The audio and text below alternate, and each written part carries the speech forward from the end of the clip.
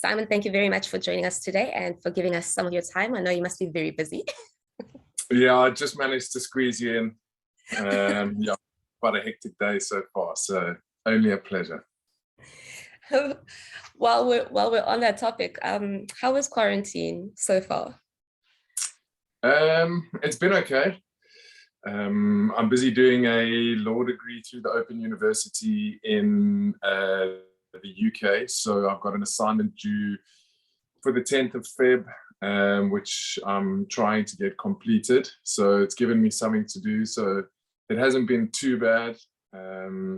Obviously, confined to a room isn't ideal, but we've got an exercise bike and you find things to do. So I guess it's just one of the sacrifices in order for us to take part in the series.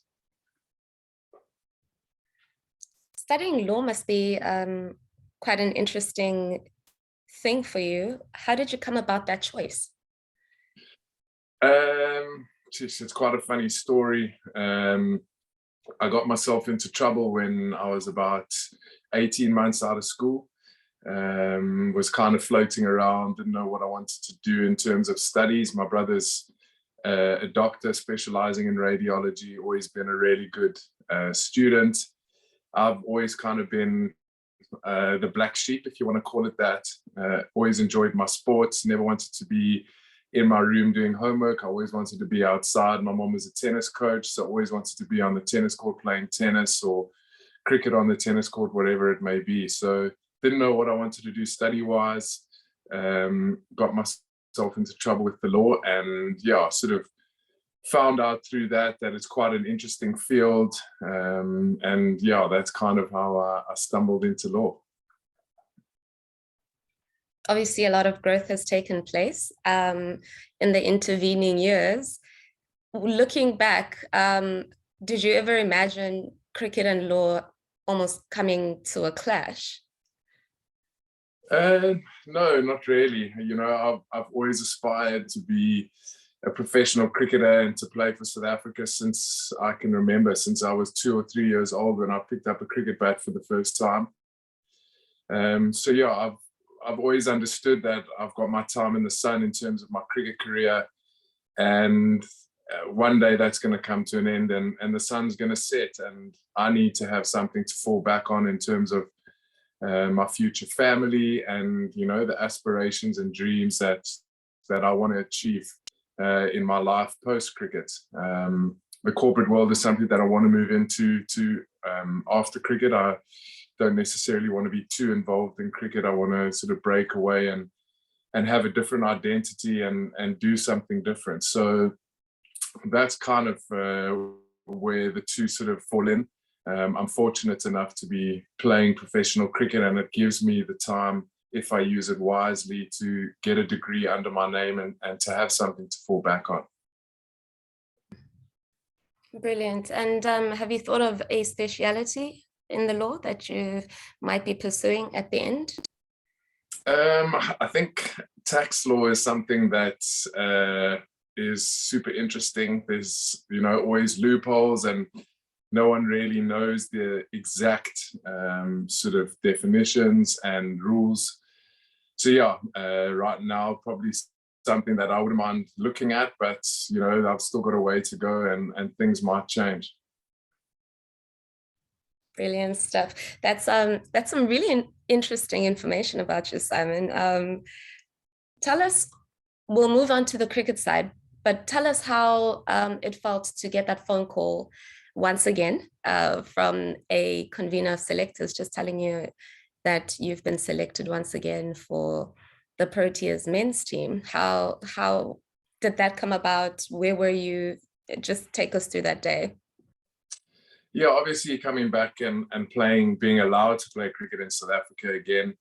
I've always said that I wanted to come back and create competition within South African cricket. I think it's healthy for our system.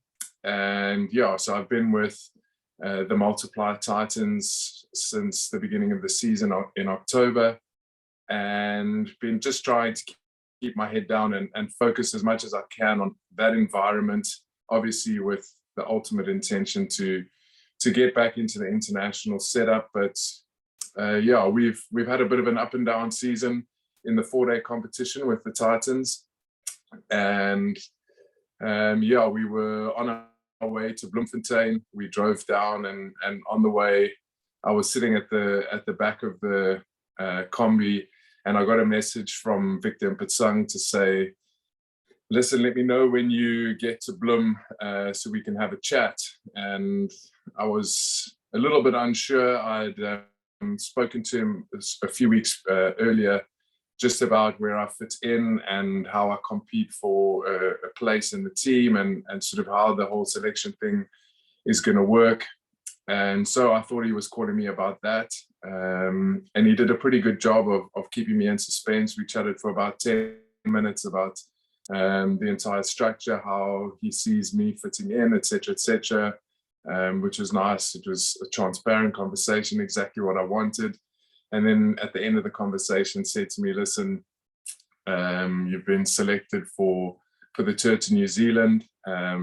Subs is injured and Georgia Linda is getting married. So it's opened up an opportunity for you, and you've been selected. So it was quite a surprise. And, you know, I was sitting in my hotel room in Bloemfontein, and yeah, it's a good feeling to be back in the mix and to be able to try and sort of use this opportunity as best as I can.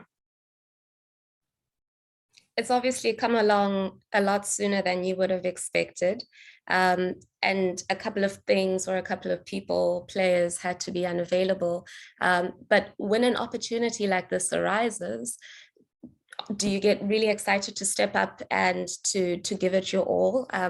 What are some of your objectives for this tour?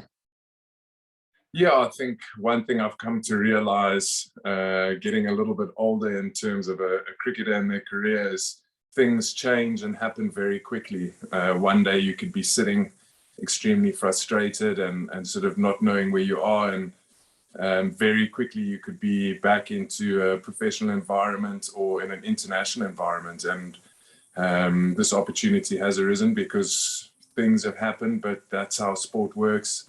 There's injuries, there's certain things that sort of the whole dynamic and makeup of professional sport. So I'm under no illusion as to why I'm here and how I got the opportunity, but I am here now. And yeah, I've just got to try and show people what I'm about, what my brand is about. It's obviously been a long time since I've been involved in the setup. I think I've matured a lot, and I understand sort of what I need to do and how I need to go about it. I think if we're realistic, if you look at the Hagley Oval, it's probably the greenest and bounciest and quickest wickets in New Zealand.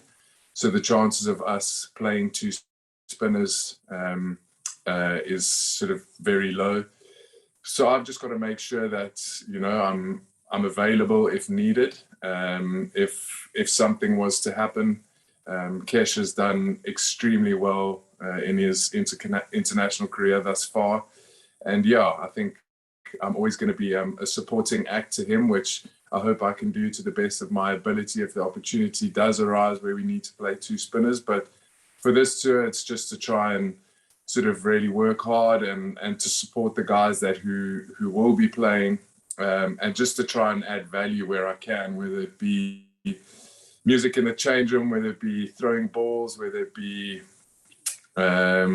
sort of pushing guys to sort of be better, whatever it may be. I'm just going to try and bring my character and my brand and what I'm all about. Lovely. Tell us, what has time away, or your time away from the environment, taught you about yourself? How have you grown as a cricketer, grown as a human being? Just tell us a little bit about, you know, your time away and what kind of value you would be bringing into this environment now.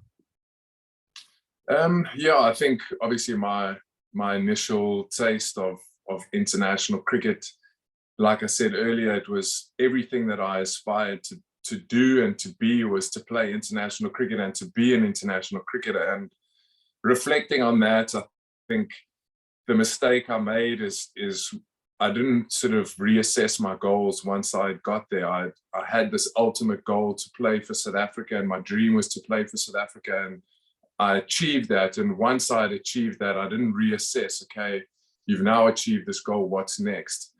So it's one thing that I've done over the last sort of few years is to make sure that I've got goals for myself every year, things that I try and achieve. Some of them might be out of reach, but you know, things that I aspire to each year, which I think has helped me a lot.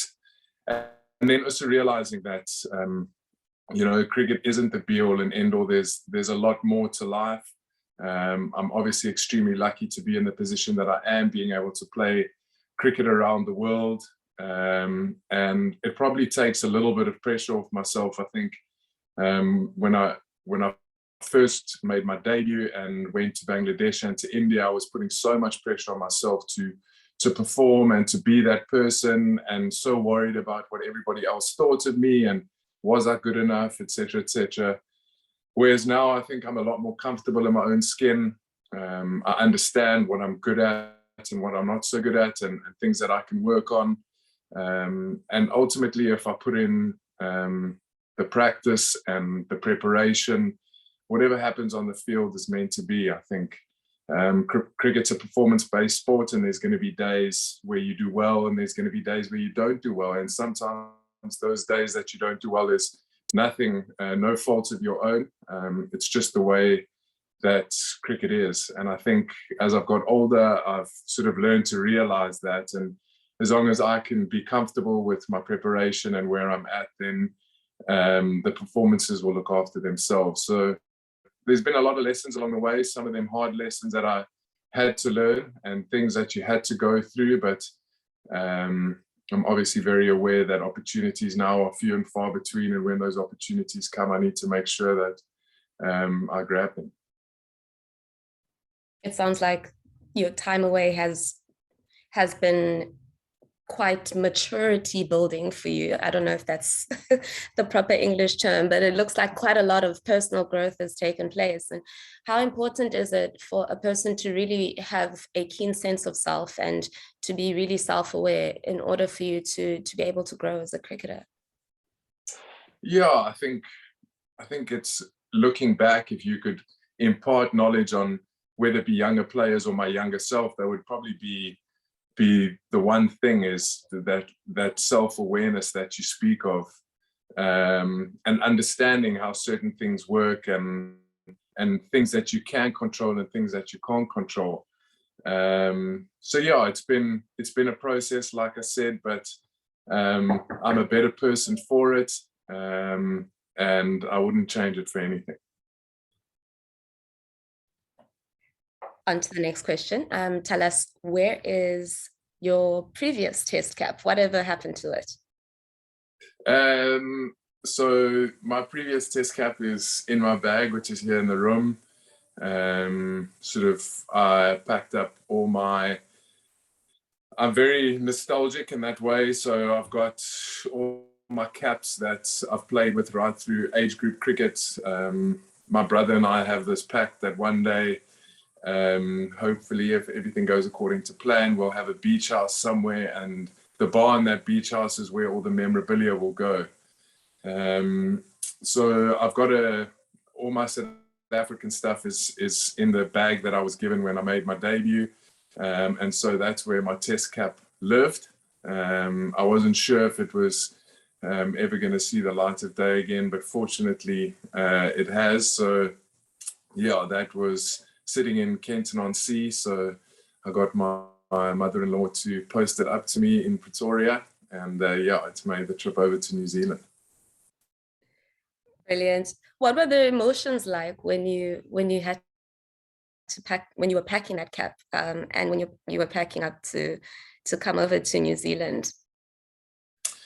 Yeah, I don't know if every cricketer feels this way, but there's something special when you get your new kit for the season, whether it be for your domestic team or county team, or like this, getting an international call-up, and you get all of your kit. It arrives, South African badge on it. Obviously, things have changed since I last played. You now have your your name and number on the back of your shirt as well. So there's a hell of a lot of excitement. That cliche of feeling like a kid on Christmas, that's exactly how it is. You're opening up this bag, you don't know what's going to be in it. And you see all of your kit, your playing shirts, the warm-up kit. So yeah, it's a really, really special and exciting time to sort of get that kit and to be packing it all into a bag and getting ready for an overseas trip. I know you didn't get a lot of time to hang around everybody and to necessarily be greeted or welcomed the way that we usually would, under normal circumstances. Everybody, we got to the airport, got into the plane, and then had a short team meeting on the plane while we were refueling in Singapore. But so far, what has your impression of the environment been like? Yeah, I think it's really good. Like you say, we had a brief period at the airport, but with COVID and all the restrictions, it's been quite difficult. Obviously played quite a bit of domestic cricket with a few of the guys and some representative cricket back in the day, if you want to call it that. So I know enough of the guys to feel comfortable, but obviously there's quite a few new faces that I need to make an effort to get to know a little bit better. But yeah, it's obviously from when I was last involved with the Proteas, it's a new squad, a lot of young guys, a lot of youth, which brings a new energy, and it feels really good. Obviously, an incredible series against India, backs against the wall. Nobody gave the boys a chance, and they just proved to everybody what they're about and what they're capable of. So yeah, extremely excited to sort of get out of this quarantine period and get amongst them and have some laughs and get to know everybody a little bit better. And finally, what has this MIQ facility been like for you? If you can take people through a typical day, what is it today? Maybe day 3 of quarantine. What has a typical day been like for yourself? So obviously trying to get rid of the jet lag aspect. I've been having a bit of a wobbly at about sort of 2 o'clock in the morning, where I wake up for half an hour and try and fall asleep again. I don't normally have an issue sleeping, so fall back asleep. Wake up at about 7:30. At 8 o'clock, you get a knock on your door. You've got your pre-ordered meals that arrive in a brown bag. And yeah, you have your breakfast in your room, maybe make yourself a cup of coffee. I've been doing my law assignments, so start with sort of reading and getting through all of that. And in the afternoons, we've got an exercise bike, so try and put in sort of half an hour to 40 minutes on the bike with some core and whatever else, some stretching. And then yeah, back to the assignment. And then in the evenings, just look to sort of relax. I've been re-watching Chasing the Sun, obviously the story of the victorious 2019 campaign of the Springboks. So yeah, that's been quite inspiring. Bit of a tearjerker. It's a really well-made series and some amazing stories in that. So that's sort of been motivating me and getting me ready for when we get out of MIQ. But yeah, that's kind of sort of how it is at the moment. Put on a bit of music, just find ways to get through the day and keep yourself occupied. We're allowed now to sort of get out the room and go for a walk for a little bit. So try and get some fresh air, although the weather's been pretty disappointing. The sun sort of surfaced for a little bit today, but other than that, there's been a lot of rain. So yeah, that's pretty much a day in MIQ. Thanks so much, Simon, for your time, and all the best for your assignment, and chat to you soon. Cool. Thank you so much.